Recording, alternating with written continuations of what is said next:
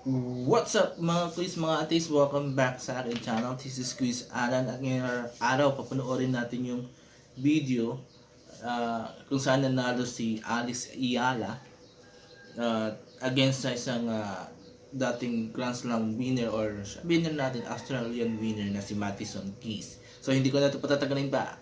Panoorin natin yung video and dito bibigay ko yung reaction at opinion ko on the set video. So let's go! Iyala off these returns.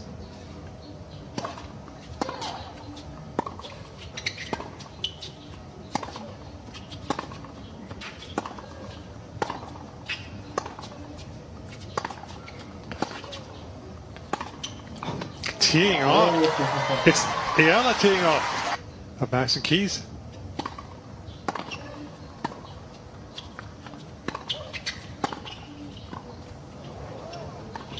Well, nifty initially just to keep the point going, but it was gobbled up. Good time by Iyala. 5-4. She leads.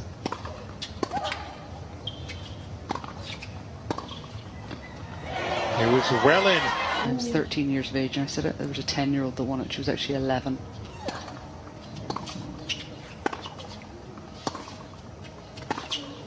Oh, hitting back. That was terrific. And on a big point as well.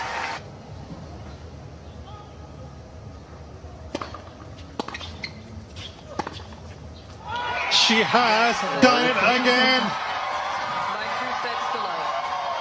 And that is what it means to her. Second straight round where Alexandra Iyala has been the Grand Slam winner. After Elena Ostapenko, this time it's the Australian Open winner, Madison Keys. The team can truly celebrate as she goes through 6-4, 6-2. Yeah, those are incredible scenes, aren't they?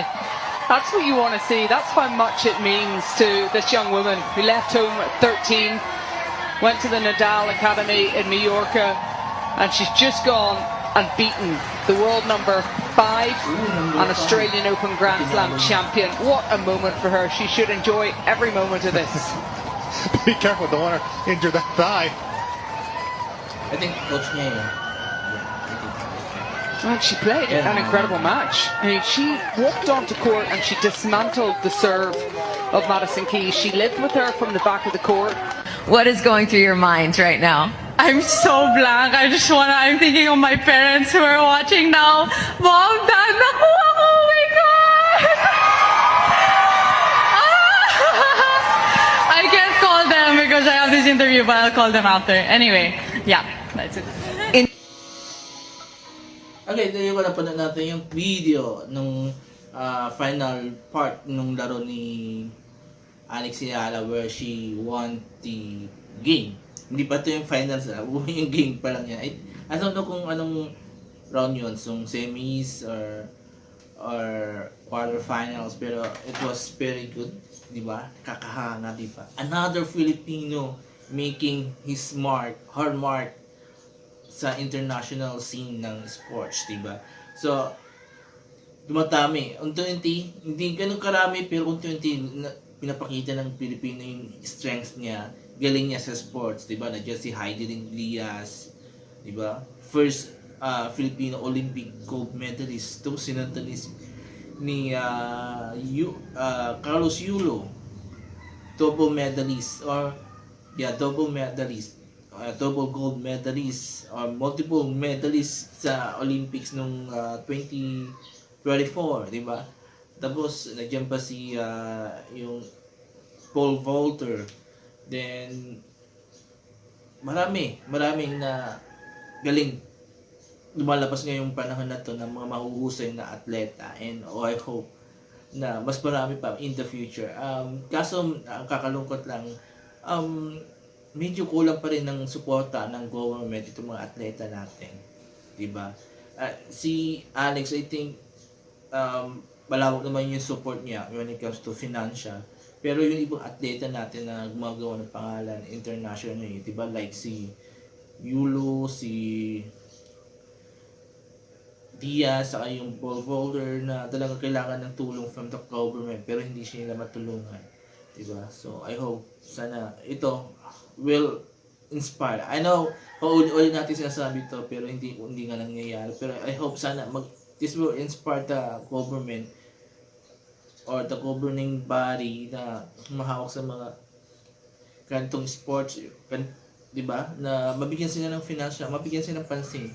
And even, hindi lang itong mga gumagawa ng para international, tapos sana bigyan na din ng support yung mga iba para magkaroon ng chance to play or sa international arena. Kasi the more na they get exposed internationally, the more they get chance na mag-improve at magkaroon ng chance na lumawak yung laro nila. Diba? Sana una tayo mag-focus dun sa boxing lang or sa basketball lang. We have other sports na umuusbong ngayon na ang daming mahuhusay, di ba? We have the volleyball, we have the soccer, we women's and men's team yan. Then we have this tennis, we have also golf, we have sa track and field, di ba? And weightlifting and gymnastics. So sana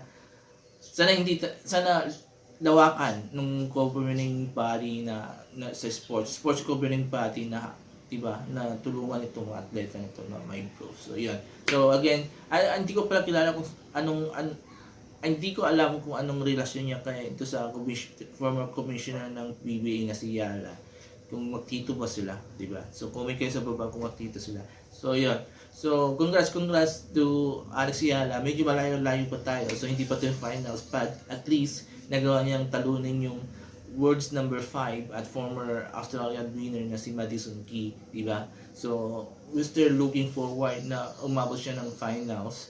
Even though itong Miami Open, this is not part of the Grand Slam, yung 4 na Grand Slam, but still makakatulong to para mag-improve yung ranking ni Alex Yala sa international, diba? So yun, ATP, I think tama ba, ATP ata yung pinagkukuhanan ng ranking. So I hope mag-improve yung ranking yan because she was around nasa 100 plus na ranking. So yun, so if ever gumanda yung ranking niya, she will be the first Filipino na tennis player na umabot ng kataas na ranking, diba? So yun, let us support Alex Yala sa mga susunod niyang laban dito sa Miami Open. So ayan, congrats ulit Alex Yala, and there you go. So before I end this video, please thank you very much sa lahat mga nanonood, and thank you.